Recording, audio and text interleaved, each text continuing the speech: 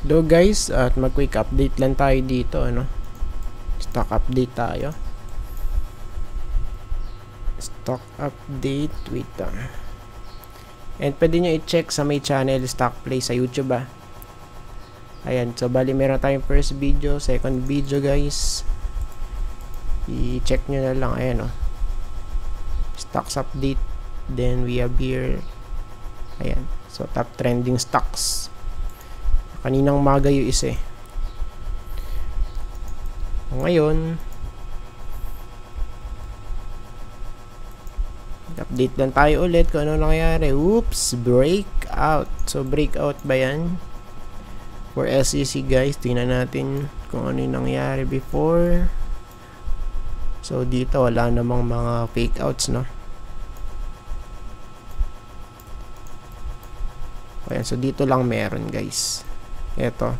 So nag-breakout, then nag-pull back, hindi na sustain, laglag, laglag, lower highs, lower lows. So it means this one is hindi pa po yan kumbaga stable, or hindi pa siya stabilized guys, Ayan. So for me, let's wait first na mag-hold dito sa may labas ng trend line natin for SEC guys, Ayan.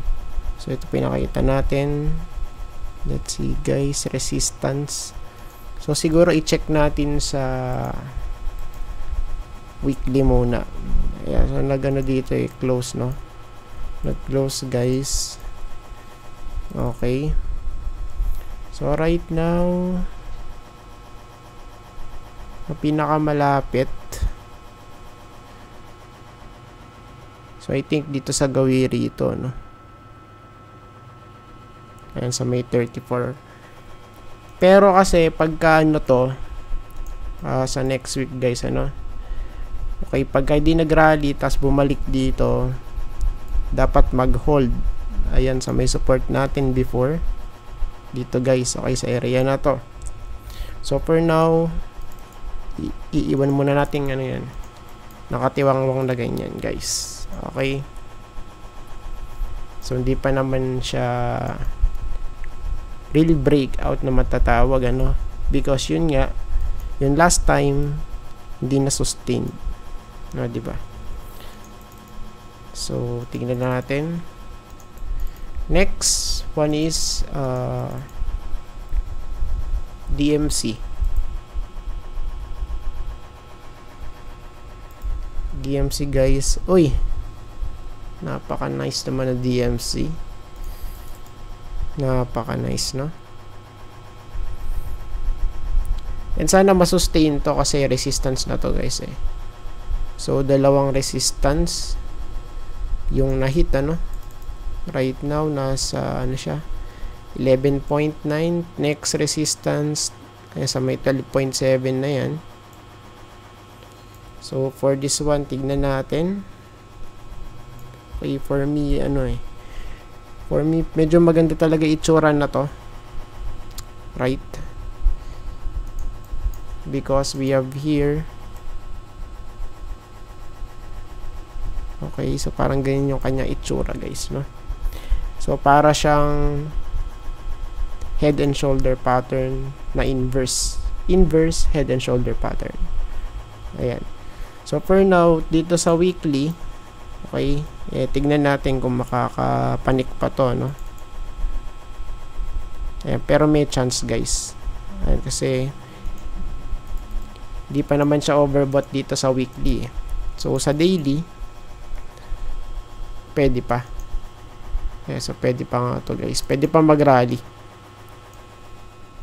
Ayan, so tignan natin kung ma-extend doon. Di pa naman siya overbought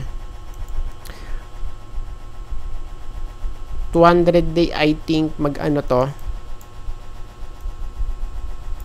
So supposed to be dapat babaloktot to. Okay, kung talagang bullish. So right now is medyo na-sustain naman actually,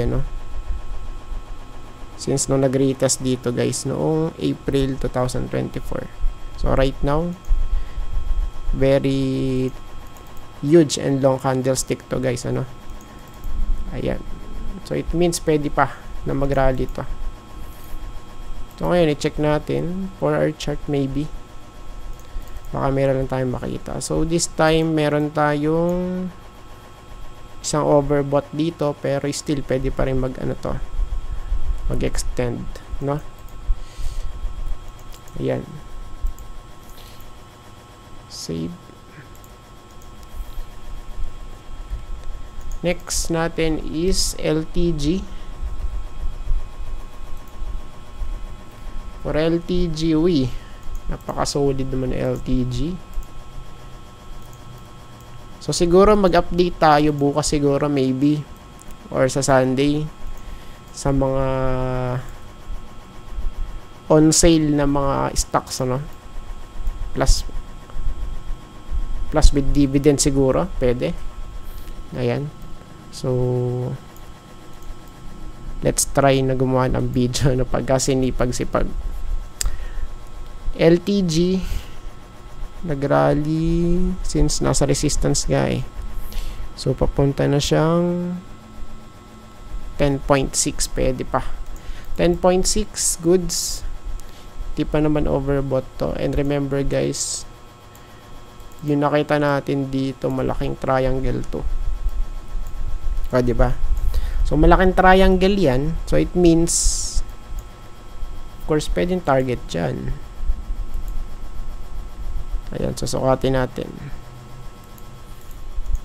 Sukatin mo. So, saan nag-breakout?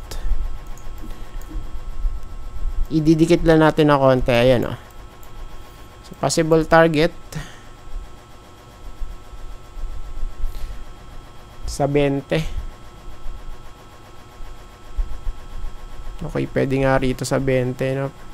May mga resistance dito, 20 guys. Ayan. So based dito, ito yung possible target. Ayan, sa may triangle pattern, ano. Yung height palagi, yung ano sinusukat, typical na. Ayan. So sa daily, check natin 200 goods. Goods nasa taas eh. Ayan, plus breakout. Yeah. So of course, dapat masustain to. Okay, since sa daily kasi overbought na. If ever man na mag-pull back, check natin kung saan pwede mag-pull back to, no? So, saan pwede? Of course, dito sa may 10.25 kasi resistance na to eh.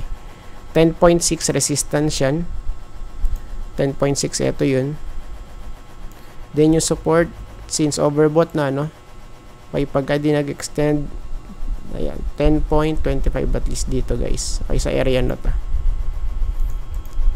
Save. Next, tell. Okay, tell. Check natin. Okay. Napaka-nice naman ng mga chart. Ang solid, no? Solido guys. Ayan, so isang sulyap lang. Okay, goods. Napakaganda ng chart ni Tel. So, possible. Okay.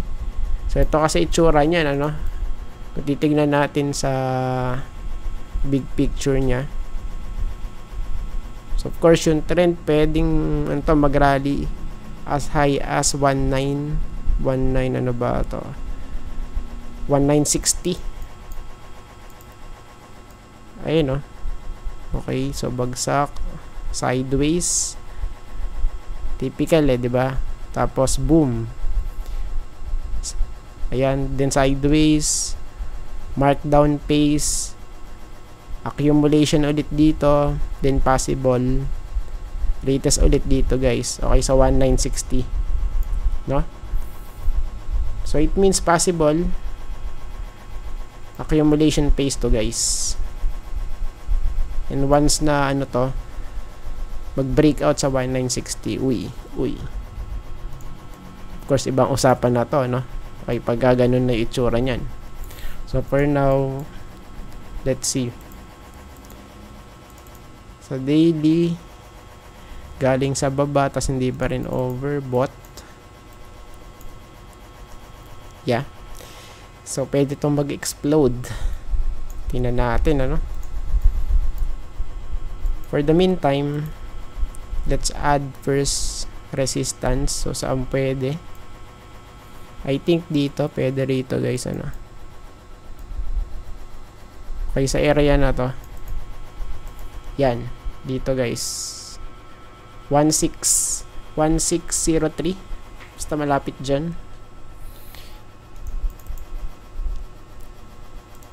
Okay, goods na yan for me. 200 goods sa taas. And kung titingnan natin mga blue chips, medyo gumagapang papataas. Okay, goods yan, goods. Okay. So ito naman kabaliktaran. Kabaliktaran, guys, oh. Ano ba yan? So, yung support for this one, kay Ali, eto, guys, nasa 25, ano? Wala, bearish. Bearish to. So, it means, piniday confluence, and dapat nasa support para mag-bounce. So, I think dito, guys, ano, in my opinion, 25.6. Yan, sa may green box dito. Okay, sa area na to. Based sa daily chart, stochastic oversold, pero let's wait muna ng yung isang indicator mag-oversold din, yung RSI. Ayan, so still bearish, lower highs, lower lows, and below 200-day moving average. Yeah, so definitely bearish to. Ayun, nakabaloktot. Nakabaloktot, guys, ano. Pero for me, pagka chinek sa weekly, for me, in my opinion, so pwedeng malaglag dito sa sa 23. So right now nasa 26 pa. Ayan, so dito kasi nagkakaroon ng ng bounce, malaking bounce.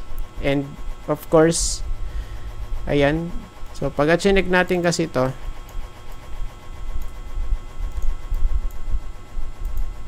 may mga breakouts dito, eh. Ayan, oh. O, diba, breakout.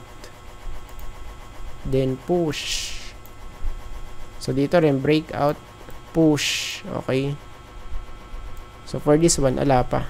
So, pa-downtrend pa nga siya. Ayan. Kaya for me, ito ang pinaka pinaka safe na price, no? Ayun, kasi andun yung major niya, support, na kung saan yung price is nagba-bounce. Like this one, mahaba yung week nung COVID to, 2020, then naging week, bounce, no? Solid bounce. Bounce, okay? Ayan. Kaya definitely dito, guys, ang pwedeng golden opportunity for ALI, no? For me.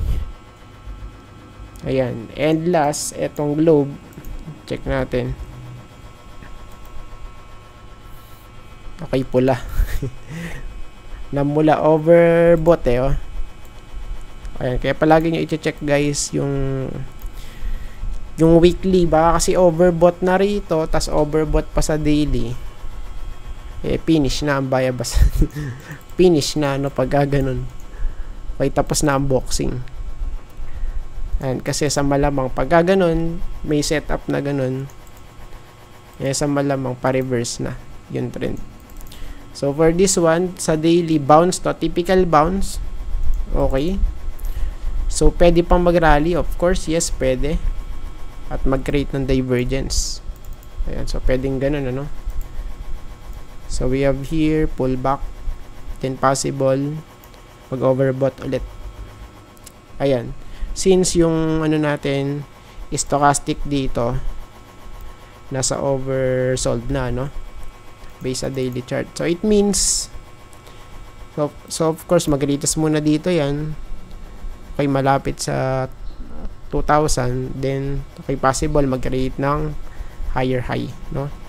And based dito guys sa target natin, ayan, malapit sa 2,140, ano? Base saan yun? Sa ano natin? Ito, sa double bottom, no? Double bottom pattern kasi ito eh. Okay, possible 200-day goods. Okay, so I think tapos na po tayo at maraming salamat po sa panonood and see you po sa next video. Bye bye and God bless.